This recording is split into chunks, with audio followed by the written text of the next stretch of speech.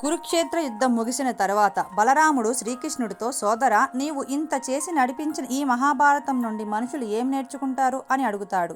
ఇప్పుడు శ్రీకృష్ణుడు ఇలా సమాధానం చెప్తాడు. ధర్మరాజులా జూదం ఆడకూడదు. ఒకవేళ ఆడినా ఎక్కడ ఆపాలో తెలియాలి. కర్ణుడిలా ఎవరు మంచివారు ఎవరు చెడ్డవారు అని తెలుసుకోకుండా మాట ఇవ్వకూడదు. ధృతరాష్ట్రుడిలాగా కొడుకులు ఏ తప్పు చేసినా సమర్థించుకోకూడదు. కుంతీలా పరిణామాలు తెలియకుండా కోరికలు కోరకూడదు. ద్రౌపదిలాగా ఎక్కడ పడితే అక్కడ నవ్వకూడదు. దుర్యోధనుడిలాగా పరాయి వాళ్ళ మాటలు గుడ్డిగా నమ్మకూడదు. పాండురాజులాగా కామవాంఛతో ఉండకూడదు. భీష్ముడిలాగా ఆలోచించకుండా మాట ఇవ్వకూడదు.